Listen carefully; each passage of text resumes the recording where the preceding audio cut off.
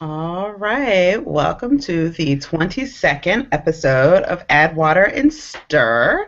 I am Adoptive Black Mom from the blog of the same name, and tonight we've of course got our fabulous co-host Mimi from Complicated Hey, Melody. hello. Hello, and we are joined by our favorite exclusive co-host, guest co-host, future adopter. Hey. Hi. Hi. So, how is everyone doing tonight? Awesome. Awesome, awesome, Wonderful. awesome. What about you? How you doing? I be, Okay. as my late granny used to say, I was yet holding on. Mm, Way back with that I one. know, she did. Got the moaning. I heard it. All Right? right. We're about to have church. So, why don't we get a little catch up on the lives? And so, because future adopter is our guest tonight, and she has been getting us a little up to speed on her blog recently. She drops in, like, posts a little something, something, drops out. She's fantastic. She's a fun writer to read. If you want to know, like, about the Addwater archives, like, you want the Yes, if you need a recaps recaps. that is almost better than the actual episodes, go check out her Hmm. blog. So what's going on, future adopter? Nothing much. Just preparing for my first placement. We have our first overnight visit this Saturday. And originally he was supposed to go back Sunday morning, but she texted me today and said, they have plans and could I keep him later? So he'll probably be around here with me until about maybe like 8 on Sunday. Oh, So yeah, I'm wow. excited, a bit nervous. Can I really entertain a 4-year-old for 2 days? We'll find out. So, but that's about it. I don't And know have you nothing about made those any? babies. So It'll go so fast. It'll go so fast. Plus, does he take naps still? Yes. Okay, hallelujah. I was gonna At say least you Jesus get be a nap. you get some downtime, to catch your breath. Right. I'll Yeah. probably be taking a nap too. I'll I probably know. pass out. Do Yeah. whatever you can. Yeah. So I mean, and then you have that, bedtime. Don't they go to bed? I mean, I don't know. I don't know anything about the single digit. So the good thing about the little ones is they don't have a good sense of time. So you can be like, it is 6:30. It's time for bed. Does it look a little dark outside? It's time for bed. We go close these shades. Yes. We we got Nana some of those like light filtering shades. She don't know what's going on. So Poor Nana is like in Vegas with blackout curtains. here's a little tip for you. So, thank you. Got it. Blonde blackout curtains. Yes. So Mimi, what's going on in your neck of the woods? Uh, uh, Nana has um she has opinions. Which I always, like I said, I always like to talk about the personhood of children, but goodness gracious, it gets on my nerves that you have an opinion about everything now. So now she is she, she is requesting to go to dance class, and she has opinions about what shoes she wants to wear, and just everything. So we're trying to sort through like what things we're going to say yes to and what things are, going to be deferred. She has like a peer group, so like people at the school that she goes to, they're doing these things. So she comes home and she wants to do the same things that they might be doing. So that's Mm. interesting. I am going to the Blogging While Brown conference in a couple of weeks. So I'm excited about that. Woo-hoo. I hope to meet some new people, get some ideas, get my blog back on track, bring some stuff back to the podcast. So I'm excited about that. Anybody that happens to be going to that conference, hit me up on Twitter. I do read that. So Other than that, we're just getting prepared for the summertime vacations and traveling. Yeah. Okay. What Cool. about you? What's going on your side? So we are also winding down the end of the school year, preparing for high school. Woo woo. And I am been fighting with the high school guidance counselor because it feels like they're trying to track my kid into lower level classes. So I'm kind of, that parent. Who would have thought, right? Did you ever think you would be that parent? No, I didn't. I never. I mean, no, I thought I would be that parent, but like, it's so serious. I mean, if you're not an advocate for your kid, it's really, the railroad is strong, and so I know that it's gotten to the point where I keep asking for changes, and they sent this nasty gram saying, there weren't going to be any more changes. I was like, oh, well, that don't apply to me. Because Obviously, that was a generic letter, not intended. Because this schedule ain't final until I say it's final. so, it's just gotten to the point now where, like, when I demand the change, he just sends me a screenshot of, like, the change having been made in the computer. He don't even respond no more. It's just like I just get a screenshot. So we're dealing with that. And, Yappy is now 8 months, and so I have essentially 2 adolescents. Is 8 months adolescence time? Yeah. Isn't that like apparently. 7 years old? No, because they have rapid growth, Okay. just like toddlers, but in terms of maturity and all that, I mean, he's just a little bit of a maniac, and she's a little bit of a maniac, and we're just going through adjustment issues, and I'm being really reflective, and it's an interesting time. But if you've read the blog, you know that we may have found a church, and it's funny. I was at my own therapist today, and I was telling her about our visit to the last visit to the Unitarian Church, where Hope said, "Oh, I think can I go to IHOP with these kids?" And I was like, you know what? This could be an all-out cult. Y'all can give me feathers and crystals as I walk in the door, and I'm here for it. Because if she wants to go to IHOP, yes. So, so we'll be going there again this week, and I'm hoping that she can kind of figure out the whole social behavioral thing, because I'm realizing that we're having issues. It's funny. In prepping for tonight's show, I kind of was really thinking about how I guess I missed the memo that you go through that first period of adjustment, and then things may shake out a little bit, and then as you hit the year mark, which our finalization anniversary is Saturday, things get tough, or you start realizing new stuff that you didn't see before, and I think that we're going through a bit of that, and so it's not awful, but it's just challenging. Yeah. So, Well, I'm glad you found a new church or a place to worship now. Yeah. Because I know that was all the struggles before. Yeah. So I mean, it's really nice, and like I said, anytime she was just like, "Oh, can I breeze out with these kids?" And I did feel some kind of way, like, "Oh my God, I just like left my kid with a person, strangers. I don't know who these people are." We're just gonna pray about that and keep it moving. Go with God, so. But it all worked out, and it was a really good experience for her, and she felt really confident about it afterwards. So it was good.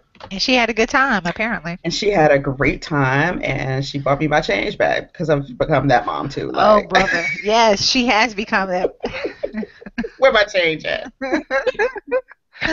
Set those expectations now. So it's pretty fun.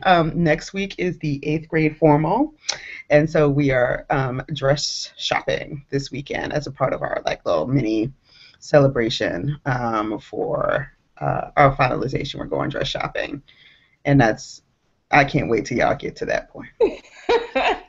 Ooh, I got a while. Yeah, I mean, it's crazy what people think is appropriate. I mean, she's good and everything, but I have the no boobs, no back, no belly, no butt.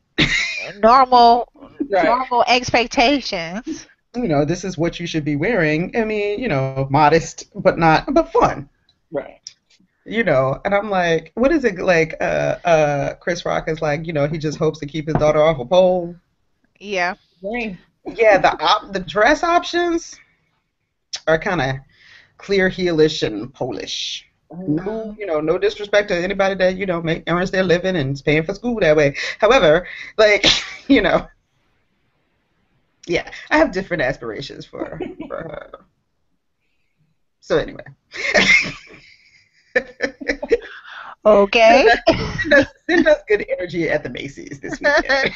I'm sending good energy. I'm glad you're not like my mother who made me wear knee highs. My mother would make me wear, do you know, like the nylon knee highs? Yes. I could not wear stockings, so she would make me wear nylon knee highs.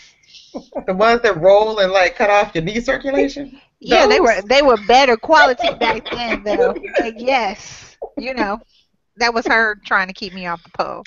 Well, And I definitely couldn't be on anybody's pole with nylon knee highs on, so. No, I did have to pry her white tights from her though. Oh, you did?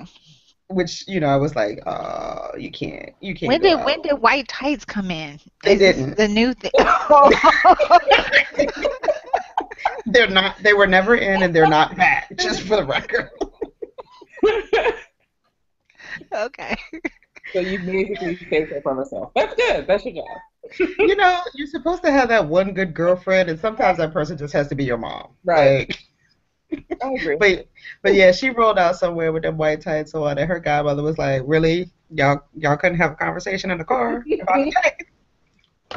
I was like, I just wasn't willing to die on that battlefield that day. You know what? My goddaughter came and stayed with me this last weekend, and she's 11, and she just puts any kind of patterns on together, and I'm like, wow, Yeah. that was new in the streets, but not like this is kind of funky. I'm wearing polka dots and stripes, funky, but like I'm wearing pink and white stripes, and I'm wearing kind of like an African print bottom. I mean, I'm like. That was me as a kid, though. I just wanted to get dressed so I could get on with my day. I didn't really care about what I was putting on, per se, as long as I was covered enough to go out. So she'll get over it, and she'll find a style, Right. That is her style. I don't think it's the same as what you're talking about, future adopter. This is deliberate. And when her mother told me about it, I was like, oh, no, I'm sure it's funky cute. You just are not. And, you just don't understand that that's what they do, But when she showed up, I was like, So yeah, that's how they roll. At that age, that is kind of how they roll. Hope is a little bit more together, but she likes her bold prints and collaborations. We'll just leave it described like that with them white tights. So anyway. Well, let's say this. You bought the white tights, so you are an accessory to the crime. You're right, but I thought it was like a 1 or 2 time thing. I didn't think it was going to be like a year thing, and I just had to finally snatch them out from the laundry, and they just disappeared. Because I was like, Lord, we're already having social issues. You can't be rolling around with white tights on. She might be a trend maker. You just messed it up. She might be starting a whole new thing. Next week on Instagram, people are going to be wearing white tights, and you know. Okay, maybe not. All right. So let's roll on into our topic for today. Now that we have caught up on everything and fashion trends and all that. Indeed. So ABM, yeah, you brought up this topic about expectations. So tell us a little bit more about what you were thinking. So, I was telling Mimi before the show, and we invited Future Adopter as she's on the cusp of her placement, that as I get ready to embark on this year of finalization, kind of commemorating our finalization, I've been really thinking a lot about what my expectations were of adoption, the process, motherhood, mothering, and very specifically of hope. Do I have the appropriate level of expectation for her? Is it too high? Is it too low? Is it just right? Is it not right? Um, and so I thought that I should kind of give Mimi a heads up and say, hey, do you think about this, and what do you think about this? You know, what were you expecting? Has it met your expectations in some ways, or are your expectations really aligned with your experience in being a mother via adoption or foster parenting? And so, so I kind of put it out there for my co-hosts to kind of hear a little bit about what they were, what they might be thinking about their journey so far, and is it everything that you thought it would be and more? Well, I'll say for me, I hadn't even thought about my expectations really. I think at this point I'm just so caught up in the so many moving parts and getting ready that I haven't really had taken the time to sit down and think about what I expected. I will say I expected like my first placement to be kind of one of those call in the middle of the night surprise pop-up situations. And he's already in foster care, so we're transitioning and we got to do the pre-placement visit. So it's really the idealized version of how they would like it to happen. And so it hasn't been this swift transition. We've kind of eased into it, and so that wasn't what I was expecting, but I enjoy that change. I will say. Good. Cool. I would agree with you on that part, because I do think the story of, adopting from foster care is always like you are going to get that call and you're like, oh my gosh, I'm not prepared. I have to go run to the hospital. I have to go run, or, people are going to drop a child over to my house and I don't know what's happening. And it sounds like your experience is very similar to ours in that it wasn't like that. It was very, here's a child. We have thoughtfully placed her with you because of these qualifications or these, considerations, and you have a transition and all that. So we had time to prepare for parenthood in that sense. I think one of the expectations that maybe hasn't been fulfilled yet is I knew that it would take some time for us to attach to each other, at least for me, because I already knew that I'm not necessarily the mothering prototype, but I don't think I expected it to take this long. I love my daughter, but sometimes I don't necessarily feel all the way like her mother. I feel like I'm mothering her, taking care of her, but not necessarily like her mother in the sense of every tear that she cries, I have, just my heart aches. And, like I don't, I don't necessarily respond to her in maybe the ideal way or the idealized way that you see people talk about motherhood. Yeah. I'm glad both of you used the term idealized, because I think that I think that we kind of have these notions of what motherhood and mothering will be, and I can't imagine that we're that different from birth families and biological families with their kids, and kind of having expectations about what it's going to be like. But I know for me, it seems on the outside looking in, when I meet people and they find out how fast our process went, that's an idealized version of adoption. Like, oh my goodness, it took forever. Normally it takes years to get a placement and then to finalize, and you guys did it in less than a year. And and isn't it just so fantastic? And on some level it is, because this ideal of becoming a mom has happened and it's real, and it, that she lives here. She has my last name, and like it's real, but it's nothing like what I thought it was going to be. And it's a lot. I knew it would be hard, but it's just harder in ways that I still have a difficulty articulating in a way that people who haven't touched on this journey really understand. And I'm struggling with that. So Struggling with the fact that it's harder, or the fact that it doesn't look like what you expected? both.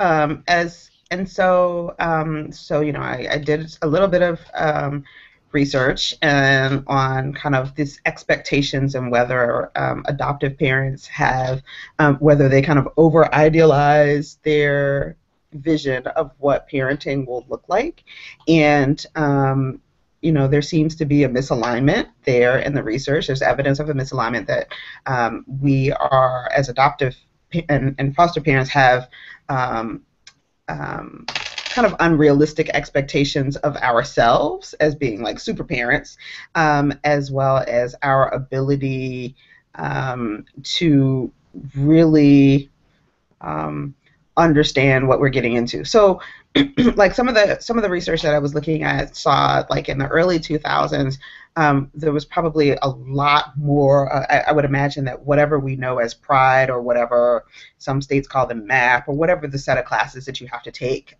during licensing and prep, are they probably went through a big overhaul, because there's a lot of research saying that future adoptive and foster parents needed more pre-placement education. But I kind of look back on my own experience in going through Pride, and I'm like, okay, so the research, now 15 years ago says this, and you mean to tell me that what I went through last year or year before was it? Like that's the best it is. Right. The upgrade. I ain't ready. Like that's the bull crap. Like I don't like that's it. Right. And so I think that there's also evidence that families are not as prepared, because for a lot of our kids, their full family histories aren't there, their medical histories aren't there. Sometimes we don't know as much about their birth families, and so it's hard to kind of anticipate some of the challenges that our kids have medically or psychosocially that manifest not immediately at placement, but a year or two or 3 or 4 years down the line. I completely agree. Like when they talked to me about they were telling me about these behaviors and he's throwing tantrums, but I have yet to see that. Now I don't know if he's just presenting me with his representative because Right. he's just getting to know me, but I mean, all of our interactions, he's behaved like a normal 4-year-old boy. I mean, I haven't seen anything outlandish the way they described it. So after they called me initially, I was like, am I idealizing this? Am I trying to make it be this nice little thing? Oh, they're overreacting because so I can have this placement, or are they, exaggerating and trying to really give me, the real truth so I can really be prepared? I mean, that might be something I don't figure out until the placement actually happens and we spend more time together. But I will say one of my expectations is that well, it's the unknown. Like, is it really, have I just scratched the surface and, once he's placed here, he's going to be like throwing tantrums and just a tear and I'm going to lose my mind? Or is what I've seen so far, is that it? Because what I've seen so far, I feel like I can handle. But, I mean, I'm not sure. So that sounds like kind of what ABM was just talking about, right? So we get some information, and then maybe our expectations as parents are like, I can deal with this. Or when the child comes to live with you, you like, yeah, that's how they acted at that house, but when they get at my house, they'll be in a loving family and I'll be able to provide them structure. They probably weren't feeding them organic food or whatever it was. And I will love him and pet him and name him George. Yes, like whatever it is that we feel like is going to be different in our house, that thing is going to be able to overcome whatever their issues are, or whatever kind of emotional problems might show up later. I haven't had that experience yet, because she's still so young and she's not a tantrumer, but there are other issues that we struggle with dealing with. We don't really know how to handle that she has. And some of them we're not sure if they're just regular 3-year-old issues or if they are related to adoption. Yeah. Well, and I think that the research suggests that that's a really, that particular issue of not knowing whether a behavior falls on the spectrum of normal or if it's outside of normal and maybe trauma related or some other kind of issue that may be manifesting, and we just don't know. So we roll with it. And if we only have, for families with adoptees or foster placements and birth kids, they may actually have a little bit of, okay, well, I kind of see certain behaviors and kind of assign them to categories. For those of us who just kind of jumped in to the path that the three of us have, like, we're like, yeah, I don't know what this is. Like, just, I'm not really sure what this is. Let me kind of, and it takes a while to kind of tease it out.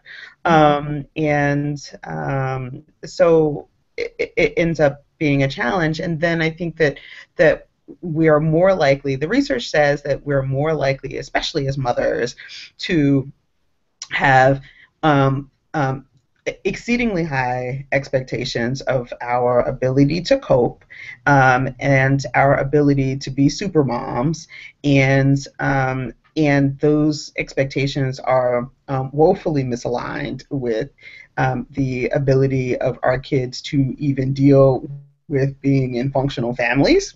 It's, it's a new environment and all those kinds of things, and the adjustment and attachment issues and all those kinds of things, and that our expectations of both kind of the process of becoming mothers this way and the expectations of our kids' response to all that we're pouring into them are misaligned and makes us at higher risk for depression, post-placement and post-adoption depression, which kind of sucks. So, but it's so true, right? Yeah. When that reality comes in and the love that you're given and all the extra attention and reading the books and doing the things that your counselor says, and it's not getting you the response that you want, you do have sometimes, that feeling that maybe this wasn't right. Maybe I'm not the right person. Perhaps they should have put her with somebody else.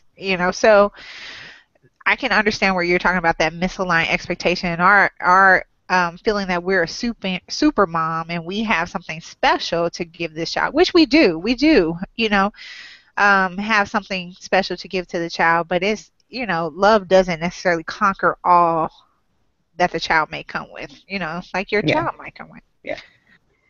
And just in case we have any men that listen to the show, there are a couple of articles. Not most of the articles are really kind of dominated about, the dominant theme in the articles really kind of looks at mothering and then families in a broader context, but there are a couple of articles specifically about men and post-placement and post-adoption depression, and that they are a population that have elevated risk of depression, compared to other kinds of parents as well. So don't want to leave y'all out. Y'all are suffering too. We all get it equally.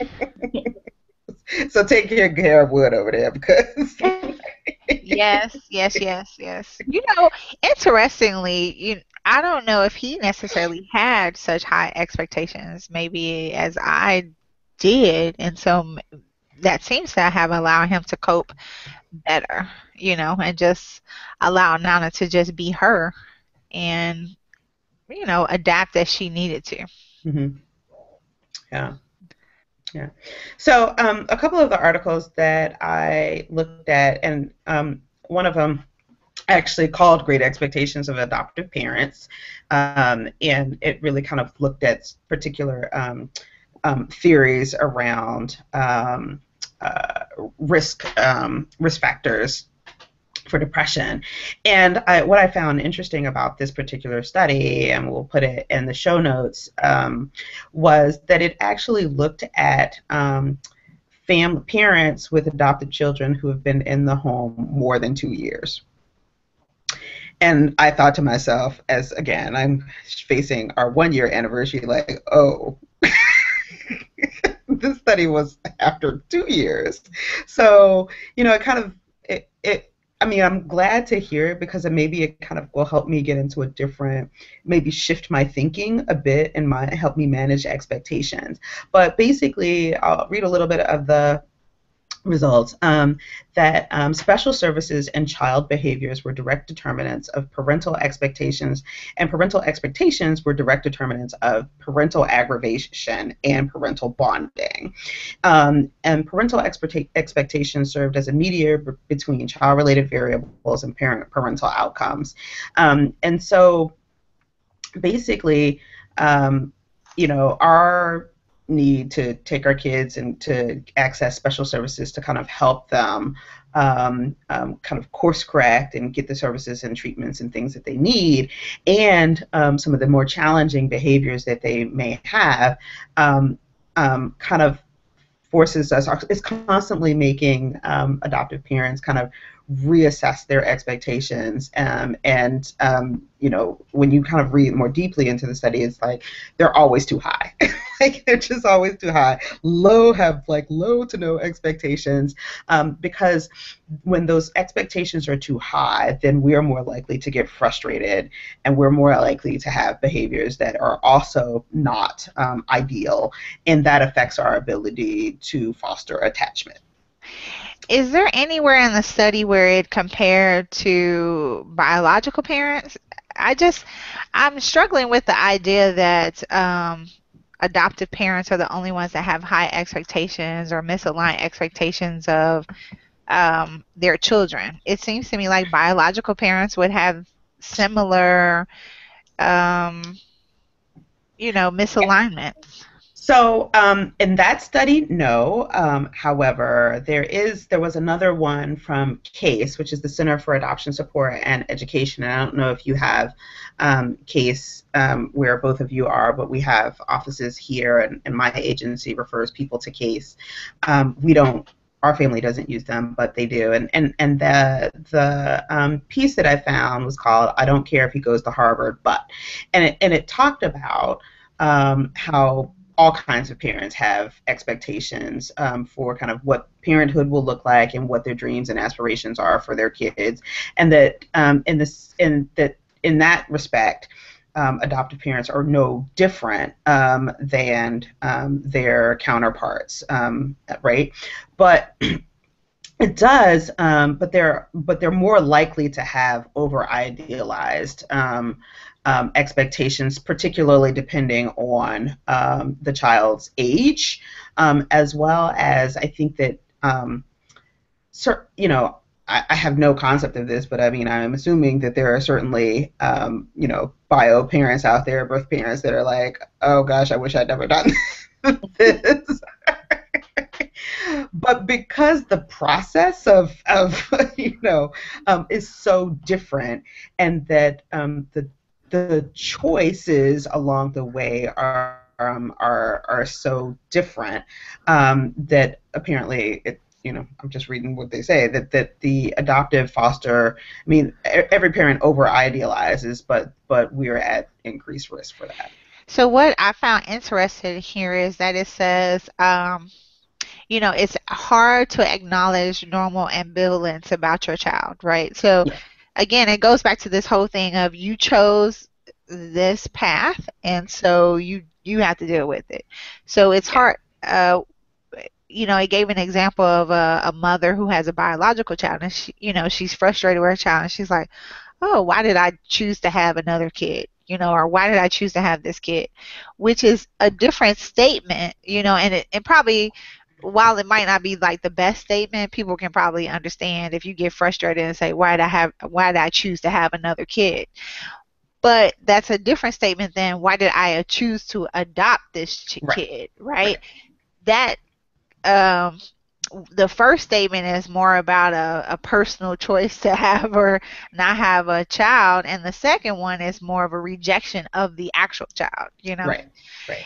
And that's maybe where the difference comes in, and where adoptive parents don't feel like they have the luxury to express that. So you're going around holding that information, that feeling in all the time.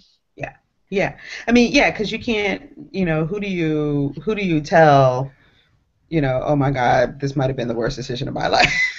Right. And it's not, and you may only think that for that moment. Exactly. Or for a very brief period of time. But I mean, it's kind of these isolated blow ups, and then you kind of feel that. And then, because we've gone through and jumped through all of these hoops and took those little 8 magic classes that are supposed to prepare us for all of this crap, we then feel guilt because we even thought it in the first place. Right? Which again, just kind of, it ends up being this vicious cycle that our people, our kind of parents kind of go through. And we kind of do it to ourselves. We do it to ourselves. So what do you think? We're like giving you all this information, future adopters. Are we making you nervous? A little bit, but I mean, it's unrealistic. I think no matter what the situation, not just with parenting, with anything, you always go in with some type of expectation of what the experience will be like, and then you compare the actual experience to, what your expectation was. My expectation, I don't know that I had expectations about what it would be like per se, but I will say now that it's like looming, I'm nervous about, am I really ready? Like, I said I was ready, and I did all the things. I convinced others that I was ready, but am I really ready? Like, that I wrote on my blog, I was like, I mean, am I ready for everything, like meals and bath time? Am I really ready? Really ready? Sorry, my phone is ringing. I would say, not no. sure. No, you're not necessarily. Uh-oh. Ready? I'm Hello? hearing. Yeah, I'm hearing echoes now. What happened? I don't know. Let me see. Hello? Yeah, I can still hear everyone. Fine. Okay. I think you're okay. Okay. I sound different, though. Is your phone still on? I turned it off. But I have an echo, don't I? Yeah, we all I do. don't hear an echo from you either. Okay. Alrighty. So where were we? Mimi was crushing my dreams, telling me I would never be ready. No, I was saying you're probably not ready for everything, but I think you have to give yourself permission to not be ready.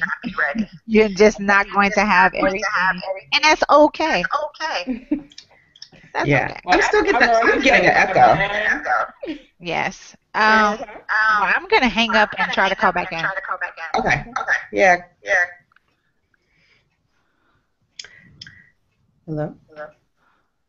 Future, you still there? Hello. It said if I hang up, it's gonna end up in the broadcast. Oh. What if you try to leave? Well, I have a stop broadcasting thing here too. Me too. All right, why don't we? I'll hang up and get back in. Let's do that. All right.